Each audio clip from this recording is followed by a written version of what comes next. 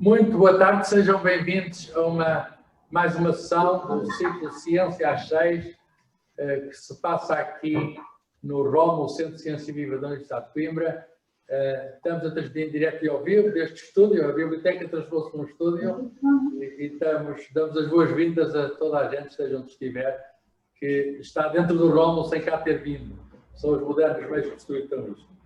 Hoje temos um convidado aqui muito especial, que é o Dr. José Pedro Paiva, professor de História da Universidade de Coimbra, e temos um outro convidado também muito especial, que está em Lisboa, o Dr.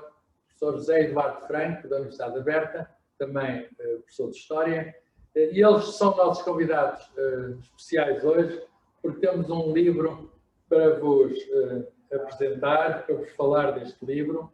O livro está aqui na minha mão, a edição que já está nas livrarias de Temas e Debates, intitulado História Global de Portugal, e há uma edição que vai sair apenas em Clube do Livro, para os sócios do Círculo Leitores, que se intitula, que é o mesmo título, o livro é exatamente igual, exceto a capa, que é capa dura. O preço, embora seja o mesmo, a vantagem do Clube do Livro é que a capa é dura, e esta é uma capa mole. Enfim, eles deram uma honra de ser co-organizador com eles desta obra, que é uma obra inovadora, já vamos perceber porquê, e esta obra é de muita gente. Esta obra tem cerca de 90 autores, a maior parte nacionais, depois também estrangeiros, nacionais também em Portugal e lá fora, são artigos de todas essas pessoas que veem Portugal de uma forma diferente, veem Portugal através das trocas que houve sempre e sempre houve, desde que há memória deste território que hoje se chama Portugal, sempre houve trocas com o exterior, e começamos na pré-história, trocas entre Neandertal e Homo sapiens, e chegamos até quase à atualidade, com a vaga de imigração mais recente no tempo da Troika. Este livro teve uma ajuda imprescindível de colegas nossos, de várias universidades também, João Luís Cardoso, da Universidade Aberta, especialista em pré-história, Carlos Fabião, da Universidade de Lisboa, especialista em antiguidade, o Bernardo Vasconcelos e Sousa, da Universidade Nova de Lisboa, especialista em Idade Média, Cata Antunes, professor da Universidade de Leiden, na Holanda, especialista em Idade Moderna, e António Costa Pinto, do Instituto de Ciências Sociais da Universidade de Lisboa, especialista em História Contemporânea. Eles são uma parte também importante deste livro, porque eles tiveram a seu cargo, juntamente connosco, a escolha dos autores e dos artigos que correspondem a cada uma destas épocas históricas convencionais, claro que são discutíveis. Ora bem, mas melhor do que eu, para falar sobre este livro, tenho aqui enfim, eu sou historiador amador, no sentido em que, desde há uns anos para cá, tenho me interessado pela história da ciência em Portugal. Mas tenho o prazer de ter connosco, aqui ao meu lado, um historiador profissional, conhecido de todos e respeitado por todos, que, enfim, não é preciso dizer muito sobre ele, mas apenas dizer que tem obras como a História da Inquisição Portuguesa, só para destacar uma, com um colega italiano, Giuseppe Marcocci, que está traduzida em inglês. Isto é apenas para dizer uma, porque é especialista em História Religiosa e tem vários outros livros, já foi também diretor da Faculdade de Letras aqui da nossa Universidade de Coimbra. José Pedro, se faz favor, porquê que este livro é inovador? Muito bem. Muito boa tarde a todas e a todos. Obrigado pela vossa presença. Eu, tal como o Carlos, também sou um amador de História de Portugal e de História em geral, no sentido literal do termo. Amo a História e portanto, sou amador. Já existem muitas histórias de Portugal, desde o século passado, para referir talvez a mais importante produção e primeira que apareceu nesse sentido. Damião Pérez publicou uma grande história de Portugal, e depois dele, ao longo do século passado e ainda nos inícios deste século, surgiram muitas outras histórias de Portugal. A de Oliveira Marques, a amplíssima história de Portugal dirigida pelo professor José Matoso em vários volumes, publicada pela Verbo, uma obra impressionante que corresponde ao trabalho de uma grande vida, que foi a do professor Veríssimo Serrão, recentemente falecido. Depois, mais perto de nós, há uma nova história de Portugal, também coordenada pelo Dr. Oliveira Marques, que infelizmente nunca se chegou a concluir, faltam 1 ou 2 volumes dessa longa abordagem. Uma história de Portugal mais recente, publicada com a coordenação de Rui Ramos.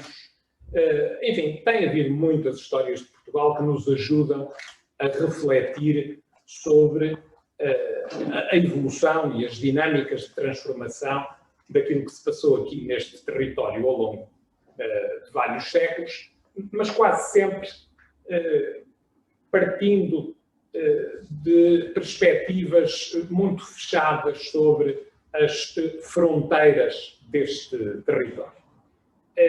Esta abordagem que nós propomos e que decorre de uma iniciativa em que tive o gosto de trabalhar com o Carlos Filhais e com o José Eduardo Franco, que foi, aliás, o pioneiro e o criador desta ideia, a partir de propostas semelhantes que já existiam na altura em que começámos esta tarefa em França, e atualmente já há modelos deste, tal como aquele que agora sai aqui a público, em Itália, na Holanda, em Espanha, e não tenho a certeza se já saiu ou se está para iminente saída uma história global da Alemanha. Esta perspectiva é diferente. Ela está muito articulada com uma abordagem da história que é relativamente recente. Se quiserem, um novo método, uma nova forma de pensar os processos historiográficos que se tem definido como história global. É uma tendência que é herdeira de muitas correntes do passado, não é radicalmente nova, e que, a partir, sobretudo, deste tempo em que se tem assistido no mundo a uma intensificação da integração de diversos espaços do mundo naquilo que nós chamamos um mundo cada vez mais global, procurou também olhar para o passado na busca de algumas dessas raízes da globalidade. Portanto, ela começa basicamente na década de 90 do século passado e tem tido neste século imensos desenvolvimentos. É uma proposta que parte do seguinte princípio: a ideia de que nenhuma sociedade vive e se transforma isoladamente. Todos os processos de mudança, para além, naturalmente, de dinâmicas e de facetas que são intrínsecas a cada sociedade, todas elas necessitam de contactos, têm relações que não se circunscrevem às fronteiras fixas, enfim, de uma aldeia, de uma cidade, de uma nação, no caso das histórias nacionais, que se foram tornando cada vez mais ativas a partir precisamente da altura em que no século XIX se consolida essa ideia dos Estados-nação. Portanto, esta ideia parte desse pressuposto, a ideia de que nenhuma sociedade vive e se transforma isoladamente, e a partir daí, esta abordagem da história global procura normalmente estar atenta a 4 aspectos que são essenciais. Por um lado, às conexões, às articulações que existem entre diversas geografias, diversos espaços e até diversas cronologias. Estas articulações, estas conexões, não têm apenas uma dimensão espacial, mas têm também uma dimensão temporal ou cronológica. Aquilo que alguns chamam o pedestal em que os historiadores colocaram as conexões, a história das conectividades.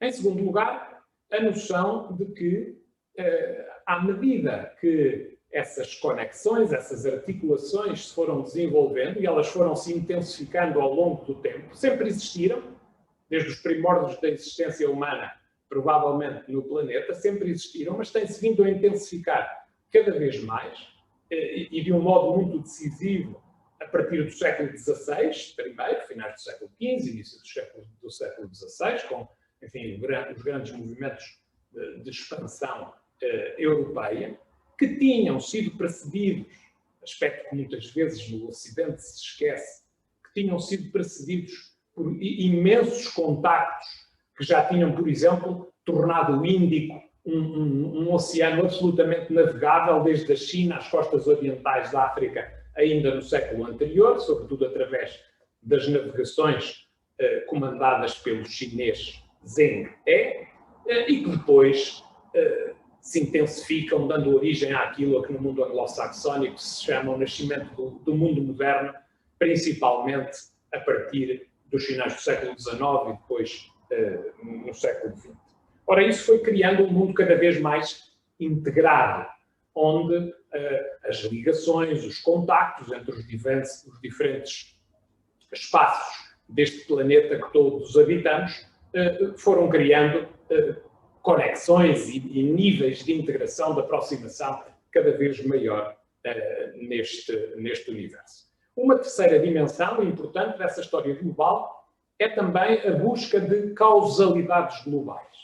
Isto é, a ideia de que muitos processos de transformação têm raízes não exclusivamente nos espaços específicos, nas fronteiras específicas que cada historiador está a estudar, mas que é necessário ir à procura de conexões, de causalidades globais que justificam, que nos ajudam a entender movimentos, muitas vezes a ocorrerem em territórios particularmente diferentes e até distantes do mundo, mas que têm uma raiz que é relativamente próxima.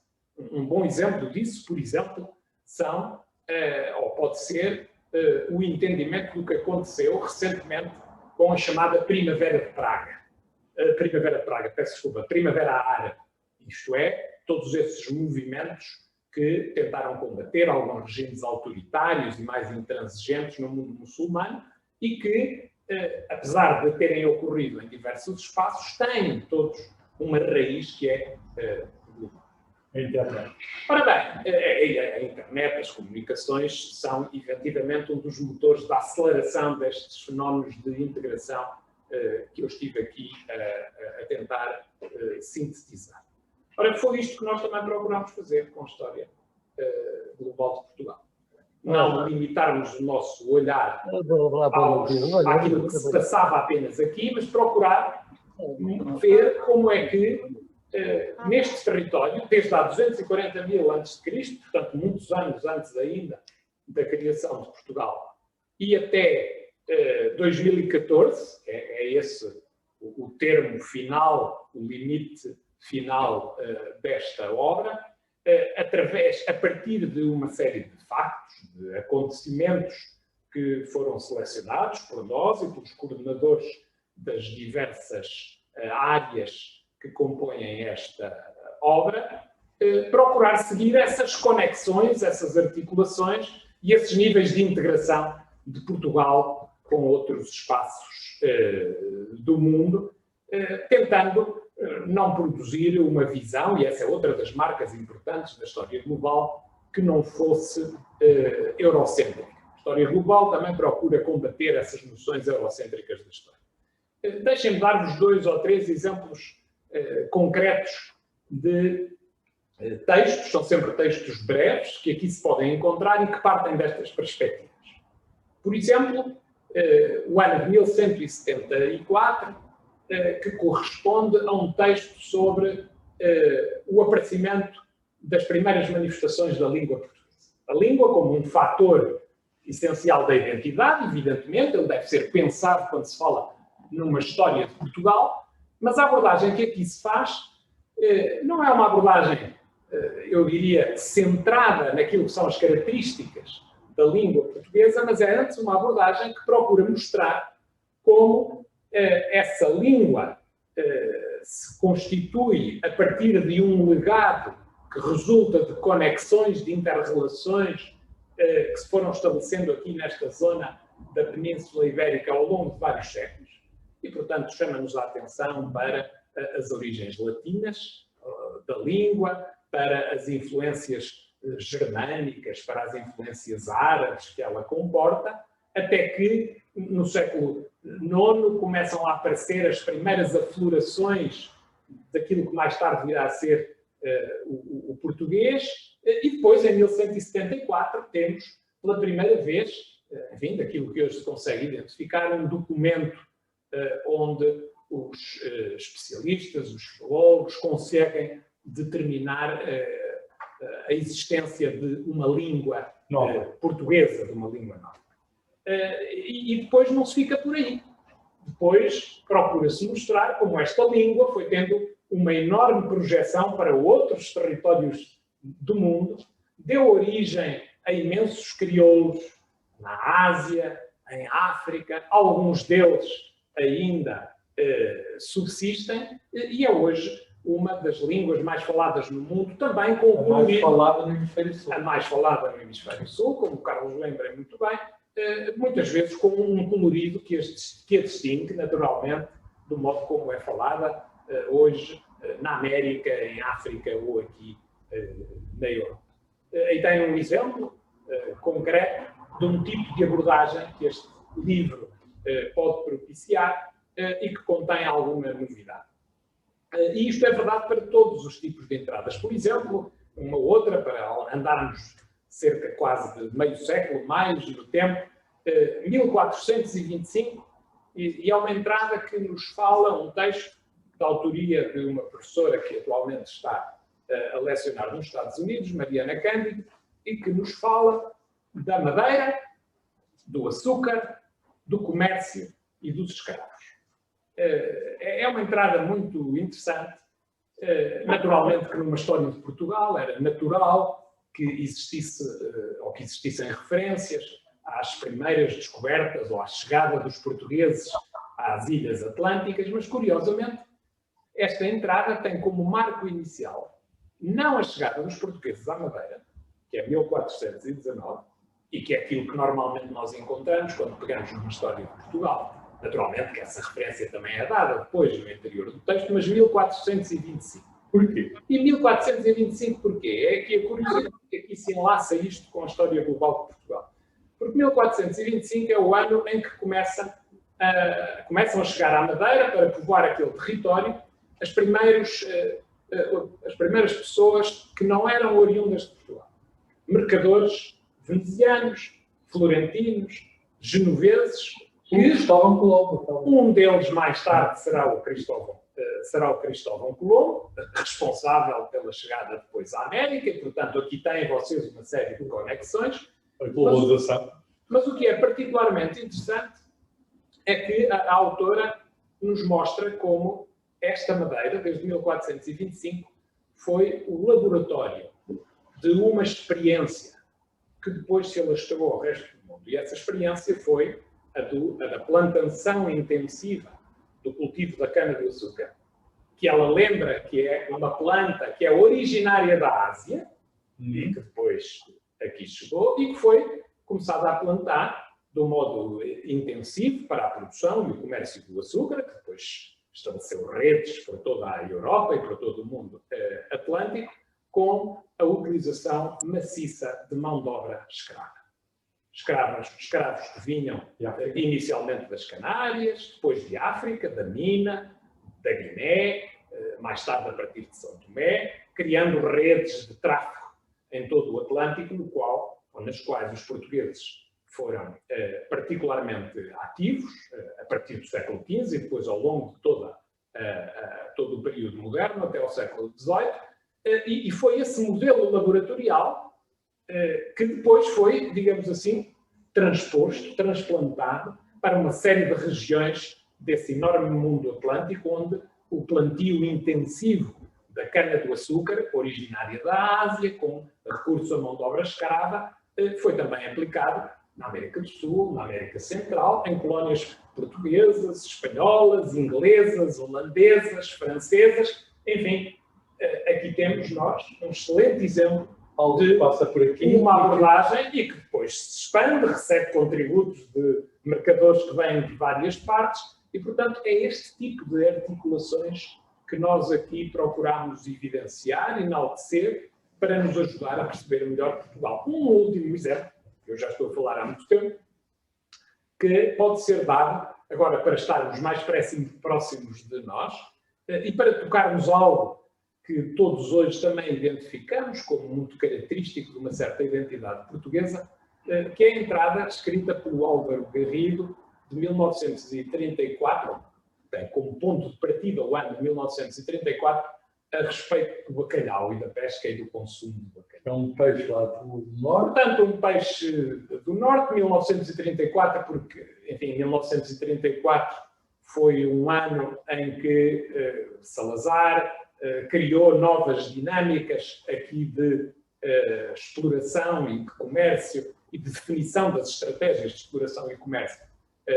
do bacalhau, mas é um texto que depois recua, e com isto quero significar a importância destas articulações, não apenas em perspectivas temporais, mas também cronológicas, mas é um texto que recua ao século XIII, XIV, quando temos os primeiros sinais, por um lado, da pesca que pescadores portugueses fazem no Mar do Norte deste peixe, mas também do consumo que se vai generalizando cada vez mais na vida portuguesa.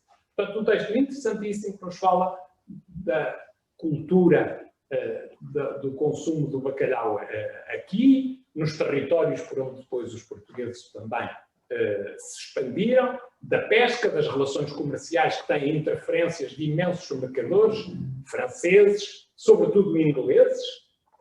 O comércio do bacalhau foi muito mediado por mercadores ingleses desde o século XVIII, apesar de Lisboa e o Porto, como o autor nos mostra, sempre terem sido no mundo os grandes centros do consumo e de irradiação depois comercial do bacalhau, se bem que, esse é outro dado interessante, hoje a participação dos portugueses na pesca do bacalhau diminuiu imenso. Nós hoje consumimos apenas cerca de 2% de bacalhau pescado pelos portugueses. Respondeu a um período, naturalmente, em que se começou a destruir, digamos assim, a frota portuguesa, perdendo-se um pouco já no tempo a memória desses séculos em que muitos pescadores portugueses, muitos navios portugueses, com o auxílio dos chamados dóris, faziam a pesca do bacalhau em muitas regiões do Mar do Norte. Portanto, aqui tem, enfim, eu estive um pouco, peço desculpa pela vossa paciência, mas aí tem 3 bons exemplos e uma espécie de um enquadramento mais geral. Muito bem. Do que devemos encontrar aqui na história. Muito bem. Obrigado, José Pedro. 3 bons exemplos de globalização tratado deste livro: a língua portuguesa, o laboratório da cana-de-açúcar, que foi a Ilha da Madeira, e o bacalhau, digamos que, de facto, é um alimento bastante, um alimento bem preferido dos portugueses. E, falando da Ilha da Madeira, passo a palavra ao Zé Eduardo Franco, que é natural precisamente da Ilha da Madeira, e que, enfim, destaco na obra dele a coordenação que fez com Pedro Calafate da obra completa para António Vieira em 30 volumes, e com a minha colaboração, as obras pioneiras da cultura portuguesa, também em 30 volumes. E tem muitos outros livros. Eu talvez pedisse ao Zé Eduardo, estás a ouvir-me, para, se puder dar mais um ou outro exemplo, para as pessoas perceberem o que vão encontrar quando tiverem este livro nas suas mãos. Além daqueles 3 exemplos que são muito sugestivos que foram dados, podes dar mais exemplos de globalização, processos globais que passaram por aqui, por territórios ou portugueses, ou territórios em que os portugueses tiveram influência? Portanto, em primeiro lugar, agradeço o convite do Carlos Filhais para organizar esta sessão no seu belo centro de Viva Rómulo, e agradeço a companhia do José Pedro Paiva e a excelente apresentação que já fez deste projeto, e a todos os que aceitaram estar nesta sessão para partilharmos daquilo que foi a construção deste projeto da História Global de Portugal. Como disse o José Pedro Paiva, esta obra visa cumprir aquilo que é a vocação historiográfica de cada tempo. Cada tempo, cada contexto, cada geração pede um novo olhar sobre o passado à luz daquilo que são os conceitos dessa mesma geração, os conceitos, as prioridades, a visão do mundo. E é por isso que em cada época, surgem novas histórias de Portugal, desde o Antigo Regime, passando pela Primeira República, pelo Estado Novo, agora na democracia, têm sido várias histórias de Portugal. E agora estamos no século XXI e, dado que estamos no mundo global, tem emergido precisamente esta nova chave de leitura da história, que é situar as histórias dos países, dos acontecimentos, no quadro de uma chave de leitura global. E, portanto, este que acrescenta fundamentalmente àquilo que são os conteúdos tradicionais da nossa história, que habituámos a ver de forma confinada, entrincheirada, compartimentada no quadro das nossas fronteiras, mas que agora com esta história, o que nós, no fundo, damos a conhecer é uma evidência que ela revela, que a ideia que muitas vezes nós temos de que a história realiza-se em circuitos fechados, afinal, essas fronteiras sempre foram mais porosas do que pensamos. E agora a dinâmica global em que estamos, no tempo presente, em que essas interseções, interfecundações, graças aos meios de comunicação e de transporte avançados que hoje temos, no passado, embora esses ritmos fossem mais lentos, as fronteiras também sempre eram porosas e aquilo que se foi construindo recebeu influências de muitos lados e, portanto, nunca houve, de facto, fronteiras fechadas. E, portanto, esta obra acaba por desentrincheirar a nossa história e mostrar quão essas porosidades foram fecundadoras da nossa história, que recebeu, que beneficiou destas dinâmicas global, desde a sua historiogênese da humanização do nosso território até à atualidade. E, portanto, acrescentando essa chave de leitura extraordinária que situa a história de Portugal na dinâmica multissecular dos dinamismos globais. E, portanto, aqui vemos desde os nossos colegas historiadores da pré-história até aos mais medievais, modernos e contemporâneos, esta história mostra que o nosso território, o nosso retângulo nacional, foi um espaço extraordinário de cruzamentos e de interinfluências, desde as diásporas das primeiras comunidades humanas pré-históricas que se movimentaram nestes territórios e que não se compadeciam com o estar apenas num espaço restrito, mas que receberam, portanto, este espaço foi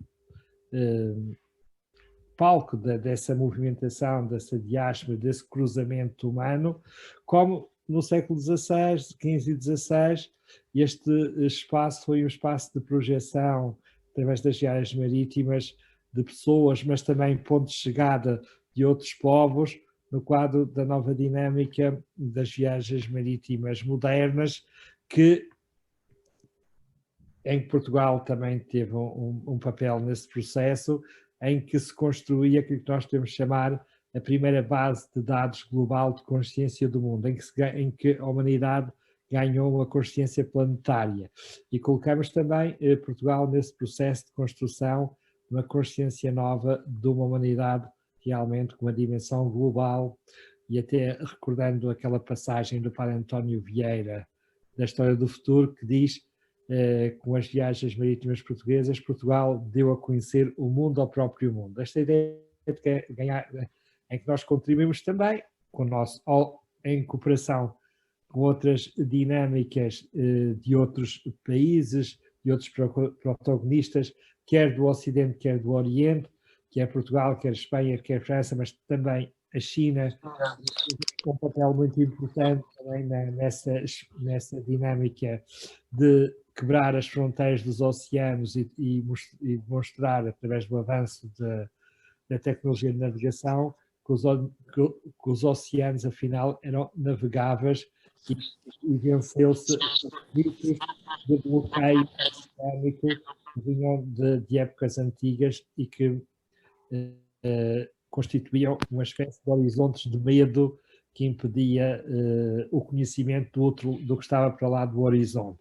E, portanto, esta obra, no fundo, coloca Portugal também nessa dinâmica no contexto da época moderna, procurando chegar até aos dias de hoje e ao tempo até de um fenómeno, é um fenómeno importante e que também coloca Portugal nessa dinâmica global, que é o fenómeno do futebol, onde temos uma entrada que fala de Eusébio, de Cristiano Ronaldo, entre outros, que através do futebol Portugal também se situa numa dinâmica global e, portanto, está também nesse Ronaldo, que é da Madeira também, não é?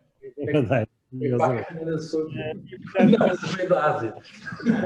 Nesta história encontramos temas de várias áreas de intervenção humana, desde a dimensão intelectual à dimensão desportiva, passando pela dimensão económica, à dimensão religiosa. Por exemplo, tem um capítulo sobre Fátima enquanto santuário global, sobre as dinâmicas da construção, da mapização do mundo, a importância também dos mapas e os primeiros mapas globais. Portanto, quer do ponto de vista da vida privada, da vida cotidiana, das diferentes camadas sociais, desde os escravos aos nobres. Portanto, é uma história que procura ser englobante, inclusiva e multifocal e situando todas estas dimensões da nossa história à luz compreendidas à luz de uma chave de leitura global. E penso que esta é uma história que pedia à nossa geração do século XXI, que vive uma experiência forte de globalização e, portanto, é uma história para o nosso século. Como dizia, cada geração pede uma história nova, um olhar novo sobre o passado, e este olhar novo que nós oferecemos nesta história a partir da experiência que vivemos no tempo presente, que é da humanidade em globalização acelerada, em inter-relação, intercâmbio, interseção, interfecundação, interconexão. E, portanto, ao mesmo tempo, esta história tem a vantagem de se ler de forma... Cada capítulo pode ser lido de forma autónoma e cada capítulo é feito em uma síntese, à luz desta chave de leitura, a chave global, mas é uma síntese breve, densa, feita pelos grandes conhecedores, especialistas, estudiosos na área.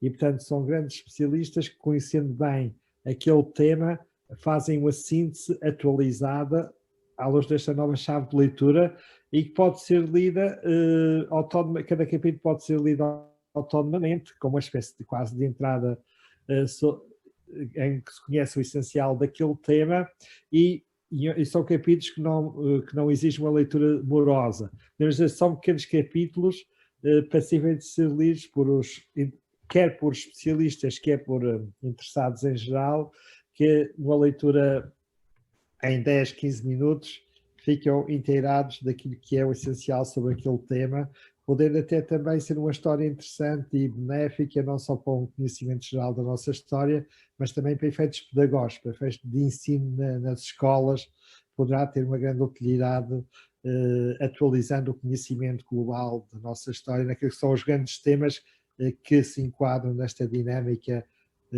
do processo histórico da globalização de que hoje somos herdeiros. Muito bem, muito obrigado. Eu suponho que temos 32 pessoas, ou antes 29, nós contamos com um só. Mas temos cerca de 30 pessoas que estiveram a ouvir-nos e isto deve ser participativo. Estes modernos meios do mundo global permitem essa participação. E nós gostávamos muito que partilhassem connosco a vossa curiosidade sobre o livro, sobre as ideias dos organizadores, sobre o conteúdo do livro. Talvez através do chat se possam inscrever, ou então, enfim, para entrar, se alguém quiser entrar já, é só ligar o microfone e fazer colocar alguma questão, comentário.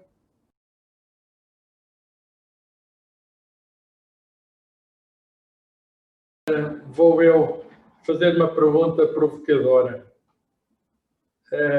estão aqui escolhidos cerca de 90 temas, não é? São 90 autores, mais ou menos, 90 temas. São 93. 93 entradas. Alguma entrada não entrou e que foi, quer dizer, teria sido importante ter entrado? Quer dizer, eu estou aqui a tentar... Sim, enfim, vou ser mais breve agora na resposta. Também seria assunto, e sobretudo entre os historiadores profissionais, estou certo que esta será matéria para grande debate. Essa é uma das grandes dificuldades desta tarefa, é conseguirmos definir alguns marcos que podem ser acontecimentos, podem ser pessoas, podem ser ideias, podem ser produtos, que nos ajudem a olhar através desta ótica global para as dinâmicas de transformação do passado aqui em Portugal. Eu podia dar vários exemplos de aspectos que não estão explicitamente aqui tratados, pelo menos autonomamente. Aquela Bíblia... E que podiam, sim, por exemplo, a Bíblia, não temos no período medieval referência à presença judaica, com uma grande intensidade, apesar de depois para o período moderno haver uma entrada sobre o assunto, e vem que remete um pouco também para o passado. No mesmo período medieval, por exemplo, pode-se estranhar porque é que não temos nenhuma entrada sobre o rei Dom Afonso III, sobretudo porque ele teve uma presença muito longa na corte do rei de França, trouxe para cá muitas influências depois dessa sua viagem e, portanto, se estamos atentos a essas conexões, poderia ser pertinente ter uma entrada sobre ele. Quando chegamos, por exemplo, à época moderna, não há nenhuma entrada sobre uma guerra, uma batalha na qual Portugal se envolveu e que teve imensas implicações à escala daquilo que era a política europeia, sobretudo, com alguns impactos nos seus impérios. Refiro-me à Guerra da Sucessão de Espanha, na qual se participa a partir de 1706. Ela não existe na nossa obra. Quando chegamos, por exemplo, ao século XIX, não há uma entrada exclusiva sobre o ultimato inglês, apesar de ele ser referido, ou o mapa cor-de-rosa, entradas, ou o mapa cor-de-rosa. Portanto, há alguns aspectos que poderiam também ter merecido uma entrada específica, não é? Mas, enfim, há limites para isto tudo. Esta obra já tem quase 700 páginas, nós queríamos fazer um texto que pudesse ser manuseado e lido por todos, sem ter uma dimensão excessiva. Essa também é uma das propostas que fazemos e, por isso, naturalmente, há alguns assuntos que ficaram fora, mas eu acho que... Pode dar uma boa discussão, não é? Exatamente, historiográfica, sem dúvida, mas o leque total destas 93 entradas que aqui estão compreendidas ajudam-nos a entender bem a esta luz ou esta chave, como diz o José Eduardo, e bem, de uma história global, aquilo que foram as dinâmicas de transformação e alguns dos fatores identitários daquilo que é hoje Portugal também. Muito bem. Está aqui uma pergunta muito interessante. Talvez puxar o chat um bocadinho para cima. É para ti, Carlos. Está aqui uma pergunta muito interessante que eu vou passar para o José Eduardo Franco. Diz assim, parece haver em todos os domínios, não apenas na história, uma deriva do tratamento da estrutura para um tratamento de relações. Quer dizer, em todos os domínios do conhecimento se procura cada vez mais desenvolver a conectividade. Mas a pergunta é curiosa, diz que aqui, enfim, parece que o autor que já viu o índice, parece, diz o nosso participante, tratar-se mais de enquadrar os microcontextos, quer dizer, de pegar em acontecimentos que são mais ou menos locais e procurar, digamos, um contexto mais global. Será que se trata de enquadrar microcontextos, de arranjar, digamos, uma quadratura global para uma coisa que é mais pequena? Bem, no fundo, a pergunta é, como é que se liga o local com o global? Sim, podemos chamar que é uma história glocal Agora também existe o conceito, muito nos estudos globais, que é a ideia do local. Ligar o local ao global e o global ao local. Mas aqui, esta não é uma história, portanto, atenção. E é importante distinguir no quadro daquilo que é o ideário da história global, distinguir de outros programas historiográficos e epistemológicos ou historiográficos que são diferentes. Em primeiro lugar, a história global de Portugal não é a história de tudo. É a história daqueles temas que permitem evidenciar, portanto, aquilo que é a interseção, a interfecundação de dinâmicas globais. É descontínuo, de algum modo, a apresentação é descontínua. Portanto, logo as relações estão presentes no quadro dessa dinâmica de inter-relação, interconexão, como explicou muito bem o nosso colega José Pedro Paiva. Por o seu lado, esta também não é uma história comparada, e é diferente da metodologia da história comparada, que se coloca vários blocos em comparação. Também não é uma história geral, não se enquadra nas chamadas histórias gerais. É, sim, uma história global de Portugal, onde se procura evidenciar, a partir, nós começamos, cada capítulo começa por uma data, que é uma data de referência, pode ser o ponto de chegada, o ponto de partida de uma dinâmica, ou um epicentro, e de uma dinâmica, de um acontecimento, de uma corrente, de uma figura, e, portanto, a data é sempre, portanto, um ponto de partida, um ponto de chegada. Portanto, não vamos falar sobre aquela data, mas o que aquela data significou no quadro dessa dinâmica, uma data representativa. E, portanto, procuramos estabelecer as inter-relações, mais do que a relação, e a inter-relação, a interconexão, quer de acontecimentos micro, quer de acontecimentos mais englobantes.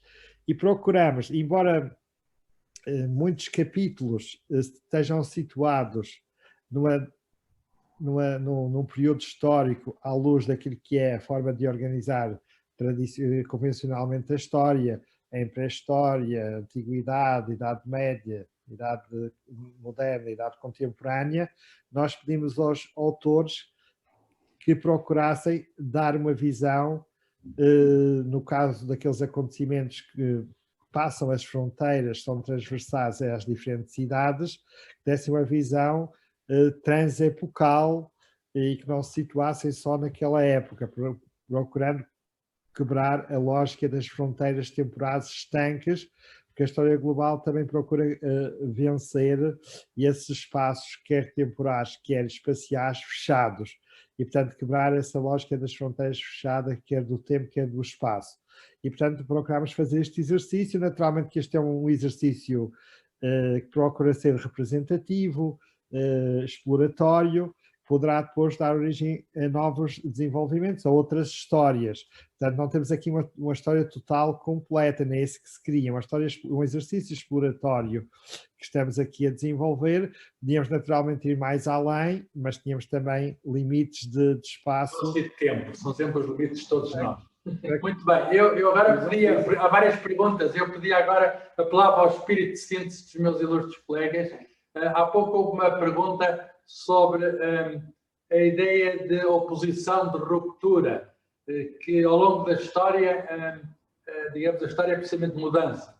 E podemos até, enfim, dar exemplos. No início da história de Portugal, temos o Dom Afonso Henriques, e há aqui um artigo muito interessante, Dom Afonso Henriques, Portugal e Éncio Rex, filho de Teresa de Leão e de Henrique de Borgonha, portanto, dois imigrantes, é um filho de dois imigrantes, vem aqui e há uma ruptura. E a pergunta é essa ideia da oposição, ruptura, está bastante presente ou a ruptura é assim um processo extraordinário que só acontece, enfim, quando se cria um país ou só muito distante no tempo? Não, em bom rigor, eu diria que quase todas essas entradas procuram assinalar processos que são processos de ruptura, são dinâmicas de transformação. Umas, naturalmente, com maior intensidade e maior impacto, quer, enfim, naquilo que é Portugal, ou no espaço onde mais tarde viria a nascer Portugal, quer com impactos mais abrangentes, mas todas elas, se nós olharmos com atenção para todos estes para todas estas entradas, chamemos-lhe assim, estes capítulos que compõem a obra, todas elas marcam momentos de ruptura. Deixem-me voltar àquilo que dizia, 1425 e o açúcar, uma madeira e o pé. 1425 é um ponto de ruptura, é o momento em que se começam a criar cadeias de relação e de conexão internacional no comércio do açúcar da madeira, na exploração disso tudo, e isso marca uma ruptura com o passado. Até então não havia este tipo de redes, não havia este tipo de produção açucareira no mundo. Portanto, todos eles, eu diria, são momentos de ruptura de maior ou de menor intensidade. Muito bem. José Eduardo, para ti, falaste da expansão, mas Jorge Guerra, que está assinado, diz que quanto aos tempos modernos, Portugal recebeu dinamismo dos povos com quem contactou. Mas hoje isso perdeu-se, diz ele. Os criativos portugueses de Timor e Moçambique já não estão entre nós, estamos fechados. Concordas? Não é porque o fim do Império, que é também uma ruptura. Também houve um fenómeno que também aqui se dá conta daqueles que regressaram na sequência do 25 de Abril e que foi um momento extraordinário de renovação e de fecundação da sociedade portuguesa com esses regressados. Atualmente há outros regressos, a esses chamou-se na altura os retornados e que injetaram na sociedade portuguesa sangue novo, dinâmico e criativo muito importante e que hoje é largamente reconhecido. Atualmente há outros regressos que estão a situar muitas vezes nos limites das nossas cidades, que são as comunidades provenientes da África, de Angola, de Moçambique, de Cabo Verde, que estão a instalar-se, portanto as nossas estão instalados e que estão eles próprios também a dar esse dinamismo, a trazer as culturas, as identidades desses países, onde também nós estivemos e onde se tornaram independentes e que agora no contexto das novas diásporas migrantes aqui estão entre nós e então saibamos nós também acolhê-los, integrá-los e receber a riqueza das suas diversas culturas, tradições, etc., que torna Portugal aquilo que foi no quadro da modernidade, um país aberto ao mundo, capaz também de integrar, receber, dialogar, muitas vezes é certo, violentamente, conflitualmente, mas beneficiando também desses contactos que é no quadro de uma miscigenação, que é no quadro de uma miscigenação biológica e cultural, enriqueceu, transformou-se, transformando e enriquecendo a sua língua e também contactando e fecundando também com a sua chegada as outras culturas e os outros povos. Foi sempre uma relação simbiótica que hoje ainda continua, talvez mais invisível ou mais invisibilizada, mas ainda continua atualmente. Muito bem, obrigado. Só dar uma nota sobre este ponto que é muito interessante. Aparentemente pode parecer paradoxal, mas há uma entrada neste livro que é sobre 1755 e o terremoto de Lisboa. Sim. Que além dos impactos que esse fenómeno teve em várias zonas do mundo, chama a atenção porque o terremoto destruiu a maior parte dos arquivos, muitos deles centrais, de diversas instituições que existiam em Lisboa, chama a atenção para a importância do facto de que se queremos fazer uma história de Portugal, temos que estar atentos precisamente a este aspecto que este nosso assistente nos chamou a atenção. Temos que estar atentos para os outros, para os arquivos dos outros, para aquilo que eles têm entre eles e que é fundamental para percebermos também estas dinâmicas de relação que tocam connosco. Portanto, aí tem um exemplo concreto. Para saber se Portugal tem de ser a Timor, tem de ser a Moçambique. No fundo é isso. Muito bem. Enfim, estamos abertos a novas perguntas. Podem ligar o microfone. Carlos, há uma pergunta para ti. A ciência também está presente nesta história global? Eu estava a reservar essa para o fim. Eu vi, mas com todo o gosto responderei. Aliás, é do meu colega e amigo António Piedade, que organiza comigo este ciclo Ciência às 6. Mas antes disso, enfim, eu, como tenho a prerrogativa de ser moderador, posso pegar na última questão e vejo se há outras. Há outras? Aí estamos a ver o Jorge Guerra, muito boa tarde.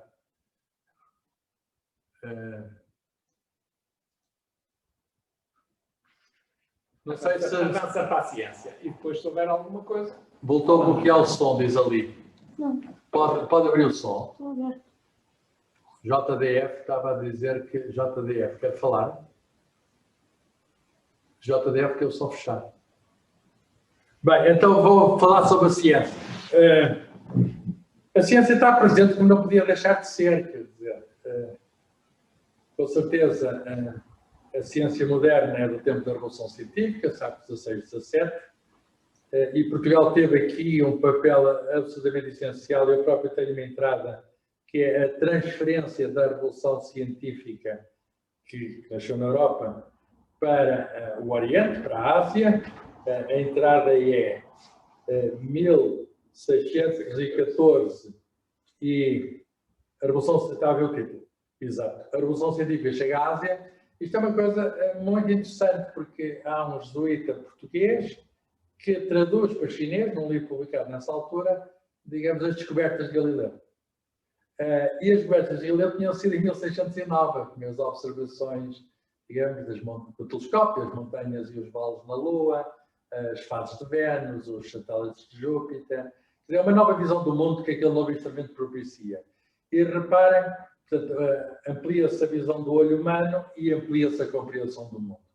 E isso não foi apenas restrito, digamos, ao mundo ocidental, porque imediatamente os portugueses levaram, havia aqui uma escola, a aula da esfera, onde pouco depois jesuítas vindos de vários lados, alguns italianos, outros austríacos, alemães, vieram, e através de Lisboa, que era uma espécie de plataforma, era o único sítio onde se podia ir, sei lá, para Macau ou para Cantão, e levaram o instrumento, ou o know-how, a maneira de montar o instrumento. E então é muito curioso que não tenha demorado mais do que 5 anos,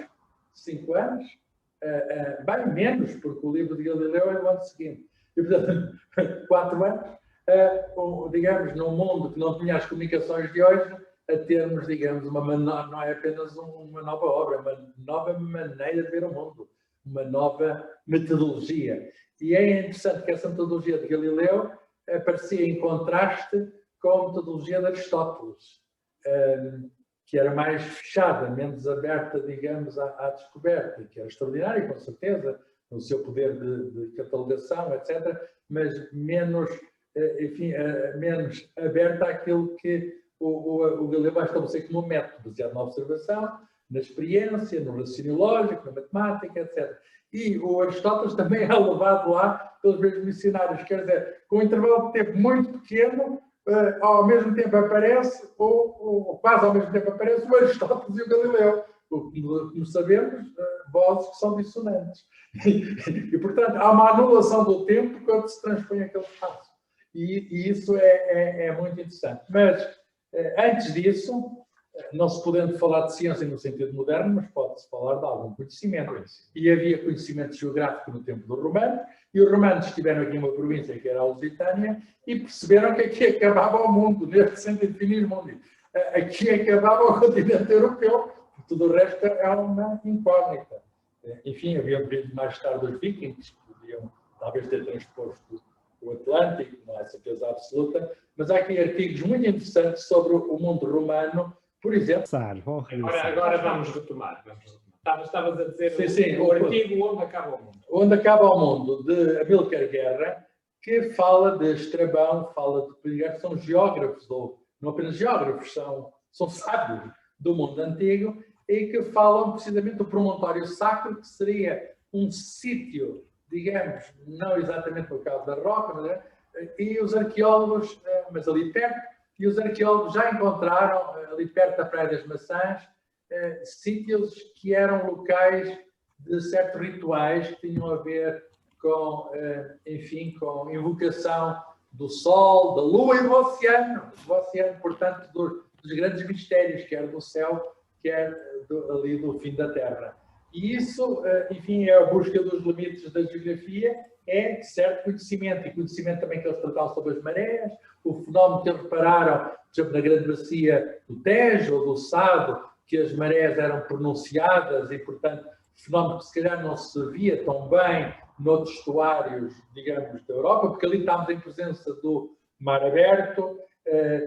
O Carlos Fabião escreve um artigo Entre Mares, uma constante histórico-geográfica. Porquê? Porque ali temos entre o Mediterrâneo e o Atlântico, é a oposição de Portugal. E depois, avançando na Idade Média, toda a gente sabe que há um Papa português que além de lógico, era também médico, o João XXI, 1166, clérigo português pastor universal, um artigo tratado por Armando Norte. Depois, há o artigo que estou na Universidade de Coimbra, portanto, há o artigo relativo à Universidade de Coimbra, que num certo sentido é global, falou-se aqui da língua portuguesa, porque digamos, não teria sido o que é, se não tivesse sido o papel da Universidade de Coimbra no espalhamento da língua, na formação, por exemplo, das elites brasileiras, etc. Portanto, há aqui também um artigo, 1290, de Saulo António Gomes, uma universidade que viria a ter projeção global e que tem a ver com a ciência, porque até no próprio documento de Dom Dinis fala-se de ciência no sentido de conhecimento e, evidentemente, já falei dos jesuítas e o Nobel. Exatamente, mas e o terremoto? O terremoto que teve o impacto na filosofia, porque a questão do mal e do bem e a origem do mal é tratado, digamos, do ponto de vista filosófico e literário pelo Voltaire, é tratado por Rousseau, a parte física de ciência é tratada pelo Kant, que não é apenas um filósofo, é também um físico, e vai servir-se até dos documentos do Marquês de Pombal para escrever sobre, digamos, o fenómeno físico dos terremotos, e até mais tarde, no tempo, o próprio Goethe. Portanto, o terremoto abalou a cultura europeia. Foi o maior terremoto até hoje no continente europeu.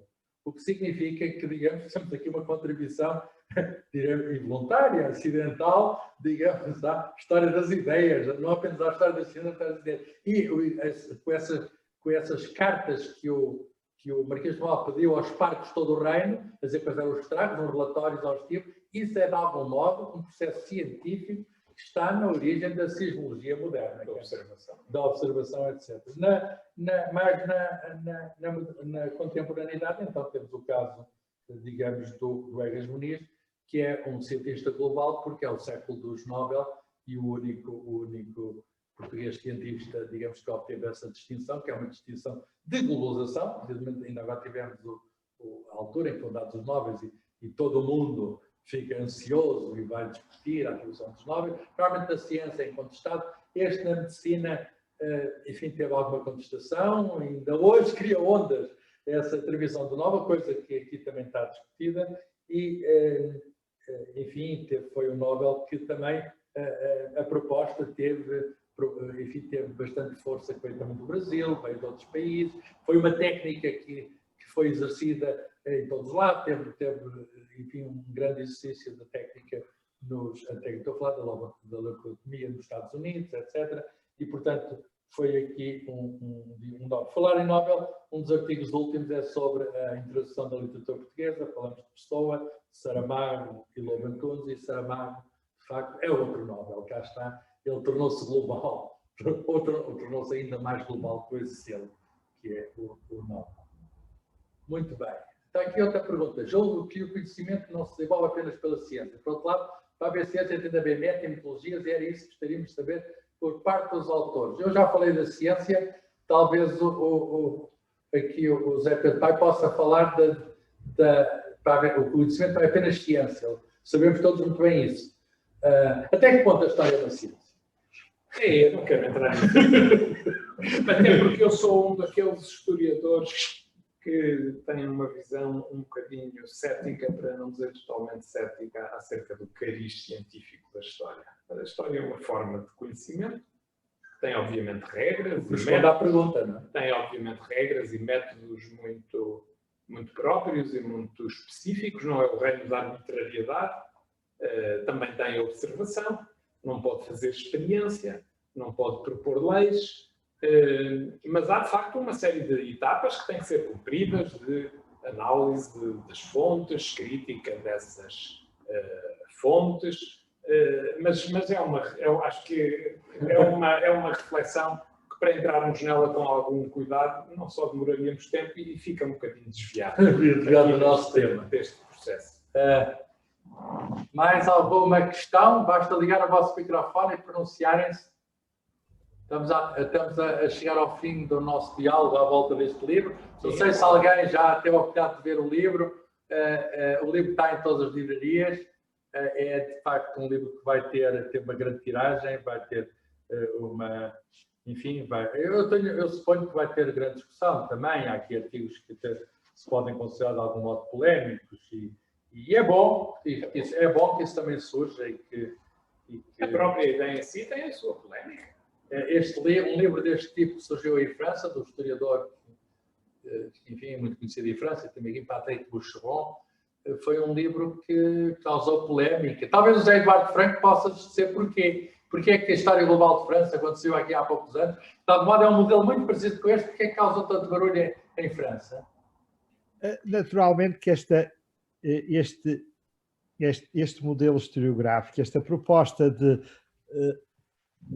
olhar novo sobre o passado, desentrancheira, faz um desconfinamento de uma construção da história numa lógica nacionalista, numa lógica nacional, e portanto coloca aquilo que era, e deixa de colocar a história ao serviço de uma visão identitarista de uma nação e procura mostrar que as histórias das nações são construídas com contributos de muitos lados e, portanto, que as fronteiras, que muitas eram vistas como muito mais fechadas, afinal são muito mais abertas, são muito mais porosas e, portanto, precisamos de entender os acontecimentos de uma lógica muito mais complexa e com contributos inesperados. E, portanto, deixando de olhar a história nessa perspectiva mais clássica a que estamos habituados. Como dizia um estudioso dos estudos globais, das chamadas histórias globais, estas histórias superam o método nacionalista de fazer história. E claro que em França, a história mundial de França saiu precisamente naquele contexto das eleições francesas, em que estava a ascender Marine Le Pen nas sondagens para a presidência da República e, portanto, aquela elite francesa intelectual viu esta história como integrou-a e acabou por entrar naquela dinâmica da disputa ideológica em causa e citou este tipo de história como uma espécie de afronta àquele movimento mais conservador. E, portanto, foi nesse contexto que também surgiu o grande debate em torno deste modelo historiográfico, tanto mais que é um modelo que não pretende ser abrangente, não pretende ser uma história total, mas precisamente ser uma história que elege aqueles temas que se enquadram, como dissemos, numa dinâmica das interações globais e, portanto, não é uma história total, não é uma história de tudo, mas é uma história que implica uma seleção, uma escolha. E, como sempre, as escolhas são sempre discutíveis. E, portanto, nós aqui temos essa preocupação de dizer, já dissemos aqui, como dizemos também na nossa introdução, nas entrevistas que temos dado, nós não queremos fazer uma história completa, total, acabada, mas queremos propor uma chave de leitura nova a partir de uma obra que é um princípio de um caminho, depois pode ser completado, acrescentado, discutido, melhorado por outros.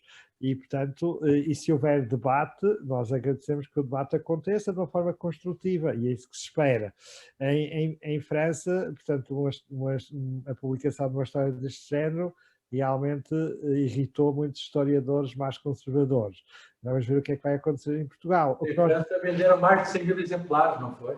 Muito mais. 200 mil. Mas a França também se lê mais que a França é grande. Há aqui uma pergunta, temos quase no fim, e se irá haver outros lançamentos esta obra? Eu peço, talvez, ao José Eduardo Franco que diga quando é que vai ter. Hoje foi um lançamento informal aqui em Coimbra, porque Coimbra, que enfim, a universidade é mais antiga. mas talvez o José Eduardo Franco possa dizer quando é que é o lançamento em Lisboa e depois o José Pedro Paiva diz quando é o lançamento no Porto, com o programa respectivo. Portanto, nós agora estamos a planear vários lançamentos, várias apresentações. A apresentação pública em Lisboa será no dia 26 de outubro, segunda-feira, já segunda-feira, no Salão Nobre da Universidade Aberta. Quem quiser participar pode fazer o que é presencialmente de forma respeitando as devidas distâncias, quer à distância, via Zoom. É melhor à distância para não estar muita gente. Portanto, em Lisboa, esta obra será apresentada por António Araújo e por Rui Tavares. Dois historiadores. Dois historiadores. E no Porto? No Porto será no dia 4 de novembro, portanto, depois, cerca de 15 dias depois, na reitoria da Universidade do Porto, e também terá a contribuição de dois historiadores, a doutora Inês Amorim e o doutor Jorge Flores. E, portanto, contamos convosco, também se pode aceder naturalmente. Está também transmitido, procurem. Será transmitido via Zoom. Nós procuraremos divulgar esse endereço com maior antecedência possível. Nós podemos aqui no ROM, no programação, no nosso site, no nosso Facebook do ROM, vamos pôr os links para esses dois lançamentos. Quer dizer, há uma vantagem nesta.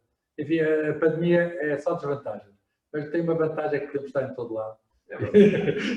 E de algum modo analisámos esta omnipresença. E é como o vírus, está em todo lado, também nós podemos estar. Acompanhamos o ritmo do vírus. Bem, depois vendendo-nos dele. Não havendo mais perguntas, em Lisboa, que horas, se faz favor? É às 6, é nos 2 às 6, não é? Às 18 horas. 18 horas. Na reitoria da Estado Aberta e o outro é na reitoria da Estado do Porto. Sempre às 18 horas. Em Lisboa, às 18 horas, dia 26, na reitoria da Universidade Aberta, Salão Nobre, e no Porto, às 18 horas, na reitoria da Universidade do Porto. Muito bem. Deixem-me terminar com um resumo que faz parte da introdução escrita pelos 3 coordenadores, um pequeno parágrafo que resume o livro todo. Portugal é o resultado. Antes do resumo, desculpa estar a interromper. Era útil dizermos que tivemos apoios muito importantes para a realização desta obra. Muito bem. Esta obra só foi possível, foi um projeto que envolveu muita gente, e só foi possível porque teve vários apoios, naturalmente, das nossas universidades e da Agência Nacional que promove a ciência, que financia a ciência, a Fundação para a Ciência e Tecnologia, mas também de mecenas privadas, a Fundação Engenheiro António de Almeida do Porto, a Associação Mutualista Montepio, de Lisboa, e a empresa Navigator Company, que é a empresa do papel, como sabe, da floresta, do papel, e este livro que trata do papel de Portugal no mundo, do papel do mundo em Portugal. Enfim, tem esta associação com uma empresa que, reparem, que está ligada ao papel e que é também uma empresa global, que exporta para todo o mundo. E, portanto, o nosso agradecimento a eles. Então, o resumo que está aqui no final da introdução: Portugal é o resultado de incontáveis dinâmicas de diálogo e de choque com outros lugares. Não é só diálogo, é também choque. Não fiquem chocados por ver isto aqui. A revolta, por exemplo, a revolta dos escravos de São Tomé, mas as primeiras revoltas de escravos está aqui contada como uma entrada autónoma. E o mundo tem traços das mediações que os habitantes do espaço de Portugal se espalharam. Outro comentário: reparem que não são os portugueses, os habitantes do espaço de Portugal. Vejam, digamos, o cuidado nas subtileza. A subtileza, não é os portugueses. É os portugueses e todos que aqui estavam, os italianos, enfim. É esta fascinante história que aqui se pretende contar para melhor percebermos quem somos e o mundo em que vivemos. E, de facto, este é o propósito desta obra. A obra é vossa, está nas vossas mãos, encontram nas livrarias, nas bibliotecas, também está aqui uma no Rómulo já. E eu espero que façam uma leitura, tenho a certeza que vão fazer uma leitura atenta, tenho a certeza que vão fazer uma leitura crítica. Este livro pode-se ler, enfim, não tem que ser sequencialmente, pode ser, são entradas relativamente pequenas cada uma. Eu mostro aqui para a câmara, são entradas, digamos, a peste negra, por exemplo. Não sei se consegue. A peste negra, que aqui está um capítulo de uma professora de Coimbra, Helena Cruz Coelho. Este é o flagelo que foi quase global. Isto foi escrito antes da pandemia, antes da atual pandemia. E mostrar como é que um vírus, ou neste caso uma bactéria que veio da China, veio também da China, uma bactéria, e que mudou completamente digamos, abalou completamente a Europa, chega cá a Portugal em 1300, chega cá em Portugal, esse é o românico e o gótico. Do românico ao gótico, as formas estéticas também. E vê-se assim já o layout do livro, portanto tem um layout a 2 colunas, muito agradável, tem um destaque em tom um bocadinho, eu diria, jornalístico, para, digamos, para chamar a atenção. E houve essa preocupação dos títulos, para chamar a atenção para os conteúdos, e portanto é uma história feita por historiadores, com grande rigor, mas também ao mesmo tempo que pretende ser acessível, que pretende ser para todos, e portanto é uma nova forma de olhar para a história de Portugal. Eu quero agradecer muito às pessoas que aqui estiveram presentes hoje nesta sessão, que vai ficar gravada, se o permitirem, e vai portanto poder ser revista ou vista pela primeira vez por outras pessoas. O interesse destas sessões é precisamente a comunicação e, portanto, muito obrigado por terem estado em comunicação connosco. Estejam atentos às próximas sessões. Temos um programa até janeiro muito completo sobre várias áreas aqui do Rómulo. Basta, enfim, estar atento ao Facebook do Rómulo, ao site do Rómulo e, enfim, vai aqui passar muita coisa, coisas que podem interessar todo o tipo de audiência. Não apenas a ciência, mas o conhecimento em geral, a sociedade, digamos, tudo aquilo que suscita a nossa, enfim, a nossa interrogação, a nossa preocupação, o nosso diálogo. É por aqui, por estes canais que nós podemos continuar em diálogo. Muito obrigado então a todos e é tudo por hoje.